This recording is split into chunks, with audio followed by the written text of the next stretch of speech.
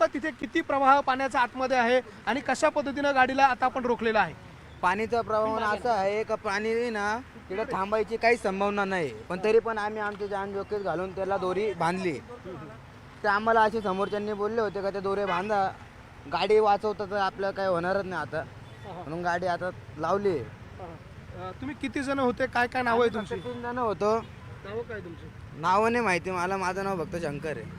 हे तुझ्या बरोबर जे मुलं होते ते कोण होते? ते मित्र होते माझे. बरं, पण आता ही जी गाडी आहे ही कुणाची आहे आणि काही लोक होते का त्याच्यात? त्याच्यात लोक नव्हते, त्याच्यात ते समोरच्याची गाडी आहे, तो इकडे सोनारपट्टीत आला होता. तर त्याने ना तो बाजारात जाण्याबद्दल तो 1 घंट्यासाठी गेला, तर वर पाणी वाढून गेलं. तर त्या भावनाने तो आला तिकडून, तर तो म्हणे पाणी वाढलेलं आहे, तर तो गाडी वाचवा करून म्हणून आम्ही तो उतरवायला सहकार्य केला.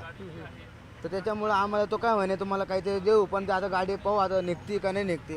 आता वाटतं का गाडी निघेल एवढा प्रवाह मी पाण्याचा आहे? मग निघल ना, पाणी आटलं तर निघल, नशीब आहे त्या परिस्थितीत नाही निघणार. नाही निघणार, आता तर नाही निघणार. किती प्रवाह आहे पाण्याचा? किती? पाण्याचं लई आहे का माणूस तिथे थांबू नाही शकणार. काय नाव तुझं? शंकर नवनाथ. आपण बघतोय हा शंकर नावाचा मुलगा आहे आणि या शंकर नावाच्या मुलांनी आणि त्याच्या सहकार्याने जे आहे ते इकडे ही गाडी जी आहे ती वाचवण्याचा प्रयत्न केलेला होता. त्याच्यासोबत त्याचे 3 ते 4 सहकारी होते आणि या सहकाऱ्यांनी ही गाडी जी आहे ती पुराच्या पाण्यातून काढण्याचा प्रयत्न देखील केला. मात्र आता त्यांनी सांगितलेलं आहे की पाण्याचा प्रवाह इतका मोठा आहे की ही गाडी निघू शकणार नाही आहे. ही गाडी त्याच ठिकाणी अडकलेली आहे, ती काढणं आता अशक्य आहे.